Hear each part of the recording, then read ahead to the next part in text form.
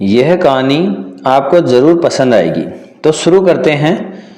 बेटियां मायके में मेहमान नहीं होती। प्रणाम माँ, मैं कल सुबह की ट्रेन से आ रही हूँ। बच्चे भी जिद कर रहे थे कि नानी के घर जाना है। मुझे भी पूरा 1 साल हो गया। रिया ने फ़ोन पर माँ से कहा, आजा बेटा, सबको बहुत अच्छा लगेगा। घर में फिर रौनक आ जाएगी। माँ सावित्री जी ने मुस्कुराते हुए कहा, हाँ माँ, और भाभी से कहिएगा मेरा DSLR कैमरा अच्छे से चार्ज करके लेंस साफ करके रख दे। पिछली बार बैटरी डाउन थी। रिया ने हंसते हुए कहा, अरे तू चिंता मत कर, फोन पर ही सब बताती रहेगी क्या, अर्जुन स्टेशन लेने आ जाएगा, कहकर सावित्री जी ने फोन रख दिया। फिर रसोई में आई और भाभी प्रिया से बोली, प्रिया बहू, रिया कल आ रही है, उसका कैमरा ठीक ठाक रख देना। तू तो जानती है उसका स्वभाव, सब कुछ परफेक्ट चाहिए उसे। प्रिया ने मुस्कुरा कर कहा, सिर हिलाया, और वो अच्छी तरह जानती थी कि रिया थोड़ी नखरेबाज है। हर चीज समय पर, हर चीज व्यवस्थित। बच्चों को तो वो राजकुमार की तरह पालती है। अगले दिन अर्जुन स्टेशन गया। रिया अपने दोनों बच्चों आहान और आरव के साथ उतरी। माँ के गले लगी, आंखें भर आई। प्रिया ने तुरंत ठंडा पानी और नींबू शरबत का गिलास थमाया। प्रिया की बेटी मिष्टी दौड़कर आई, मासी मेरे लिए क्या लाई हो। रिया ने सूटकेस खोला और एक चमचमाता फ्रॉक निकालकर मिष्टी को दे दिया। मिष्टी उछल पड़ी। बच्चे आपस में खेलने लगे। तभी रिया ने पूछा, भाभी मेरा कैमरा। हाँ हाँ दीदी, फुल चार्ज है, दोनों लेंस साफ कर रखे हैं। इस बार हमने नया एयर कंडीशनर भी लगवा लिया है। आपके कमरे में आप बिल्कुल आराम से रहिए। प्रिया ने हंसकर कहा, अरे मैं तो मजाक कर रही थी भाभी। रिया बोली, लेकिन प्रिया जानती थी कि ये मजाक नहीं, आदत है। दिन अच्छे से गुजरने लगे। अर्जुन छुट्टी के दिन सबको घुमाने खिलाने ले जाता। एक दोपहर खाने की टेबल पर सब बैठे थे। प्रिया गर्म गर्म पूरी परोस रही थी। सावित्री जी ने कहा, बहू तू भी बैठ जा, मैं परोस दूंगी। प्रिया कुछ बोलती उससे पहले रिया बोली, माँ आप क्यों परोसेगी, उम्र हो गई है आपकी, भाभी को करने दो। प्रिया ने मुस्कुराकर कहा, माँ जी मैं बाद में खा लूंगी। रिया मायके में पूरी रानी बनकर रह रही थी। एक दिन अचानक रिया ने प्रिया से पूछा, भाभी आप इस बार मायके नहीं गई। प्रिया चाय छानते हुए बोली, जाने वाली थी दीदी, पापा की तबीयत ठीक नहीं थी, लेकिन आपका फोन आ गया तो मैंने कैंसिल कर दिया। माँ जी अकेली क्या करती, आप के जाने के बाद चली जाऊंगी। बहुत अच्छा किया भाभी आपने, मैं तो ससुराल से थक कर हार कर आई हूँ, मायके में पूरा आराम चाहिए ना। रिया ने हंस पड़ी और प्रिया ने हल्के से मुस्कुराकर पूछा, दीदी जब आपकी ननद, आपकी भाभी आपके घर आती होगी तब उन्हें भी तो पूरा आराम मिलता होगा ना। रिया ने हाथ हिलाकर कहा, नहीं भाभी, मैं साफ साफ बोल देती हूँ, अकेले काम नहीं होगा, मदद करवानी ही पड़ेगी। इतने लोगों का खाना मैं अकेले थोड़े ना बना सकती। सावित्री जी चुपचाप सुन रही थी। अचानक बोली, तो यहाँ अपनी भाभी का हाथ क्यों नहीं बटाती बेटा? वो भी तो अकेली सब संभालती है। रिया का चेहरा लाल हो गया। माँ, आप भी भाभी का ही पक्ष लेगी? अगर ऐसा है तो मैं अभी चली जाती हूँ, मैं बोझ नहीं बनना चाहती, कहकर वो रोने लगी। प्रिया ने तुरंत बात संभाली।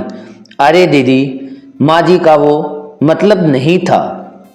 आप तो घर की बेटी है ना, आपका हक है। मैं तो आदत से मजबूर हूँ। आपने कभी सुना मैंने शिकायत की? कुछ दिन बाद प्रिया को तेज बुखार चढ़ गया। अर्जुन उसे हॉस्पिटल ले गया। डॉक्टर ने कहा टाइफाइड है, एडमिट करना पड़ेगा। सावित्री जी और रिया हॉस्पिटल पहुंचे। प्रिया बहुत कमज़ोर हो चुकी थी। सावित्री जी उसके सिरहाने बैठी उसे तसल्ली दे रही थी। अर्जुन को घर भेज दिया गया। सावित्री जी ने रिया से कहा, बेटा अब घर तू संभाल, प्रिया के लिए खिचड़ी बना देना। रिया के पैरों तले जमीन खिसक गई। उसने बड़ी मुश्किल से सबके लिए खाना बनाया, खिचड़ी बनाई और अर्जुन के हाथ हॉस्पिटल भेज दी।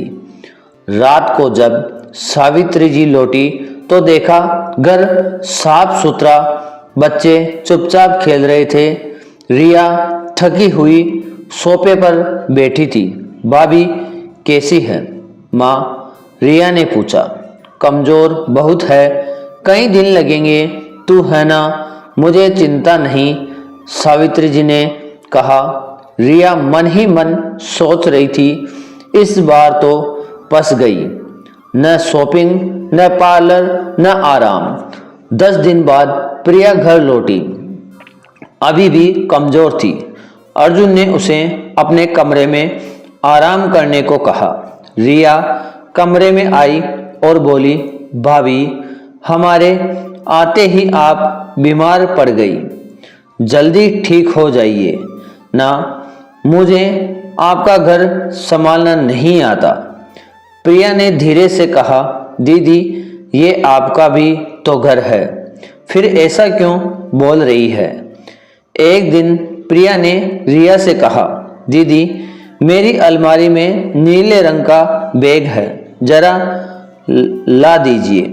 रिया ने बैग खोला तो उसमें ढेर सारी महंगी साड़ियाँ, बच्चों के लिए कपड़े, माँ जी के लिए सूट और रिया के लिए भी 2 खूबसूरत साड़ियाँ थी। ये सब रिया की आंखें भर आई। हाँ दीदी, आपके आने से पहले मैं और अर्जुन भैया शॉपिंग करके आए थे। मुझे मायके जाना था, पर आप आ रही थी तो मैंने सोचा पहले सबके लिए कपड़े ले लूं, कहीं अचानक जाना पड़ जाए तो आप खाली हाथ न रहें। प्रिया ने मुस्कुराकर कहा। रिया के गले लगकर आंसू छलक आए।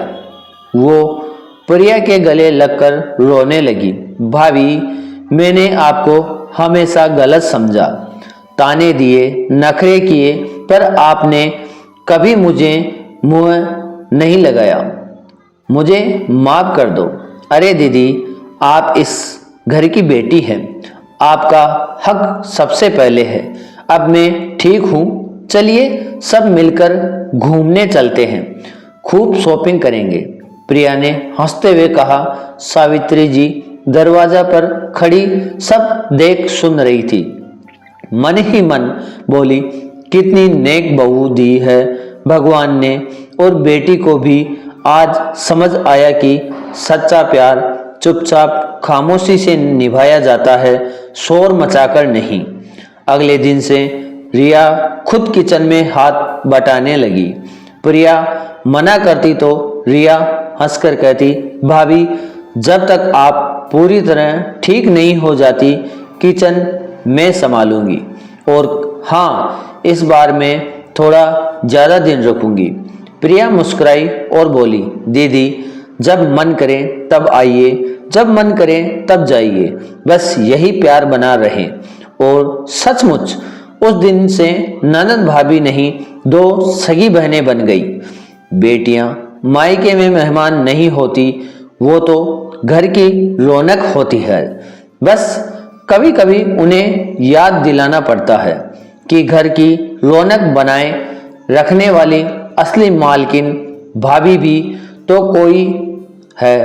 अगर आपको ये कहानी अच्छी लगी हो तो लाइक कर दीजिएगा और चैनल सब्सक्राइब करना न भूलिएगा। बेल आइकन ऑन कर दीजिए जिससे आपको मिलती रहे और नई नई कहानियाँ मिलती रहे।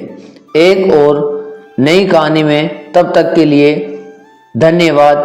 जय श्री राधे और मिलते रहिए।